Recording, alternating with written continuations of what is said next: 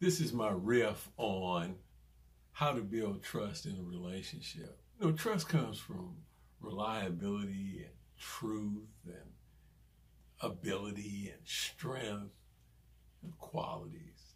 It's derived from those things. You know, I gotta have, you know, reliability is like consistency, being consistently good quality, performance, you know.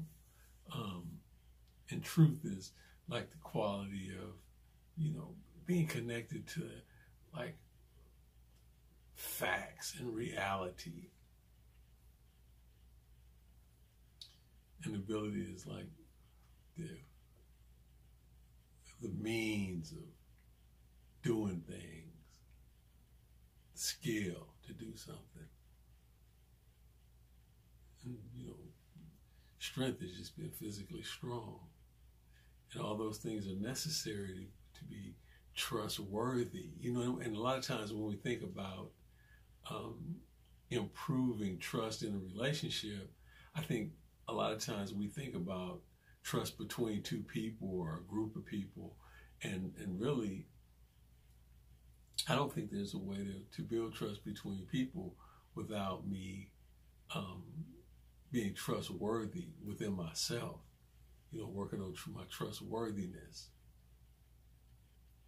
I think if I try to get people to trust me without really valuing trustworthiness, I'm just basically performing, or I think of it like panhandling. Will you trust me?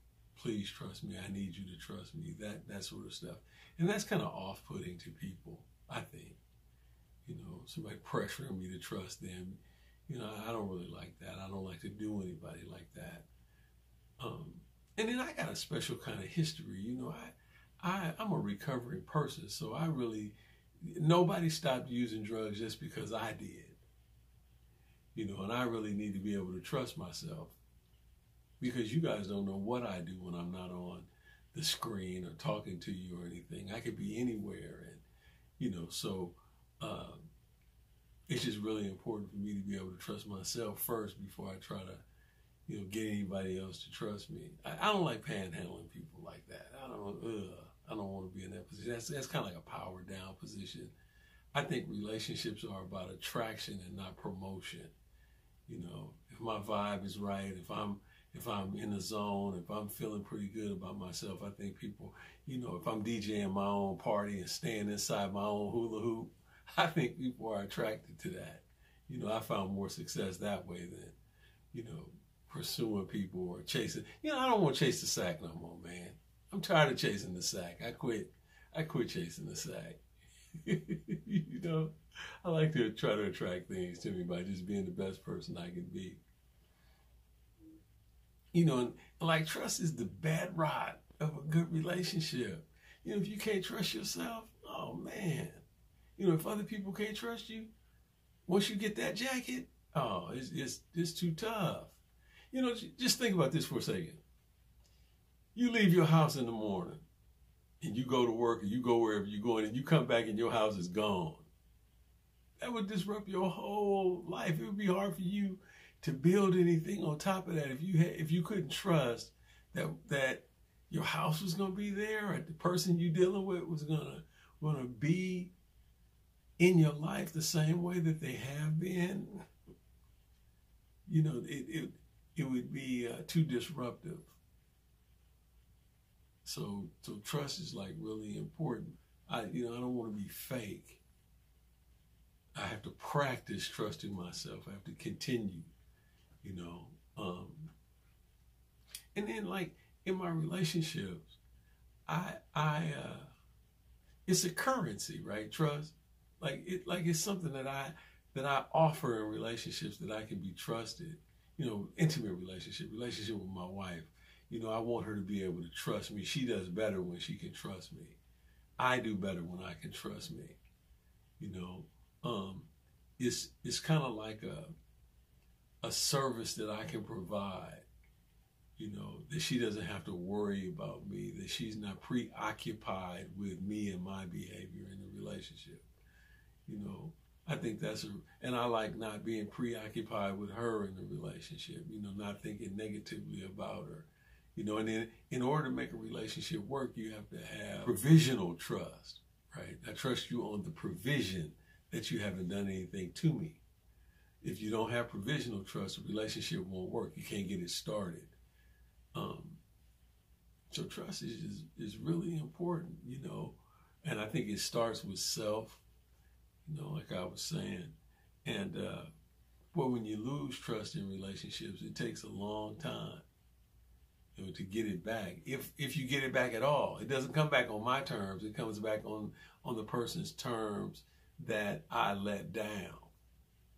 And I talk to a lot of men that have affairs and this kind of stuff. And the reason why they come to me is that their partner can't seem to let it go. They would like her to trust them faster than she's willing to trust them. A lot of times it's because the behavior hasn't stopped. She's still easily triggered by different things that she associated with their betrayal, and vice versa. Men too, not just women, but men too. But I get more calls from, women by therapy for the most part, and they call because there's been some kind of infidelity or something like that, which is a real breach of trust in a relationship. It doesn't necessarily mean that the relationship is over, but you got to do a lot of work around that if you do something like that to your partner or yourself. I feel like if I cheat in my relationship, I'm not really cheating on my partner as much as I'm cheating on myself and my ability to have the kind of relationship that I want. That leads to me being able to thrive, that leads to me being able to look in the mirror and not feel like a creep, to be the kind of person that I want to be, to be held in esteem by, the person, in this case my wife, who I'm in a relationship with, and to hold myself in high esteem, and I think it's hard to trust someone if you don't feel safe. So I think a big part of having a good relationship is to promote safety within the relationship. And one of the ways I do that is I try to be trustworthy. I try to allow my wife to count on me. I want to count on me. I've gone through periods where I couldn't trust myself. I didn't like it. And I've gone through periods where other people didn't trust me either, and I didn't like that anymore. So trust is like a really important part of like a good mental hygiene, because I need support. I need to maintain myself internally, my own psychology, my own emotional life, but I also need stability in my life, in the groups, the social groups and dyads and interactions that I have. I need trust there too. I don't need that to be unmanageable. I don't need that to be chaotic. And I find that if there's no problem in here, there's no problem out there. So I think trust is important. A lot of times I don't think as men we talk about trust that much. I see a lot of relationships where we kind of take trust for granted until we lose it. We do something where we take all the trust out of the bank account, and then it throws our relationships and our lives into chaos. And I know I deal with people that come in distressed like that, so that's not the way the world is in general. But a lot of people suffer from trust issues and all that kind of stuff through previous relationships and the relationships they're in currently. And so it's just a trip, man. I got to think about trust. I got to figure out a way to improve my trustworthiness. I got to figure out a way to provide trust. Allowing my wife to trust me is a very valuable service, very valuable to her, because she's able to do some stuff. And I think in any relationship, the infant mother, infant father, and father, the baby needs to be able to trust you. That's the basis of all relationships going forward. That's the message that they get. The lessons of love we learn in childhood, we learn in infancy. And so trust is critical. If I can trust my caregiver, I look at the world differently than somebody that can't trust their caregiver. And then in some of the attachment studies, it was harder if the parent is an asshole all the time, the child can adjust. If the parent is gone, the child can adjust. But in that situation where the parent was in and out of the child's life, the child had to become ambivalent about the presence of the caregiver, ambivalent about relationships. Don't get too excited, don't get too down, don't even really care that much about relationships because you can't invest too much. That was a hard situation for the infants to be in, you know, in attachment studies. So, you know, I just trust, man. I think it's like a big part of mental stability, a big part of relational stability, a big part of psychological stability, to be able to trust myself. Hey, let me read this snatch from the Narcotics Anonymous Step Working Guide. This is put together by the Fellowship for any of us that might need to read this. This is about honesty, and honesty is a big part of trust and trustworthiness. It's hard to have this kind of willingness, especially when the apparent consequences for mild dishonesty aren't so severe. We may be aware that we're not being entirely honest, but we think we're not hurting anyone and we're getting away with it. So why be concerned about it? But it's this kind of thinking that has perhaps the most severe spiritual consequences. It may turn out that no one is obviously harmed by our dishonesty, and that no one ever finds out, but the dishonesty reverberates in our spirits from then on, even if we're not consciously aware of it. Even if we sleep just fine at night, the result of acting on a defect when we have the ability not to is an impairment of our spiritual growth. If we continue being unwilling, we'll eventually paralyze our spiritual growth. Man, I need to know the worst spiritual consequences.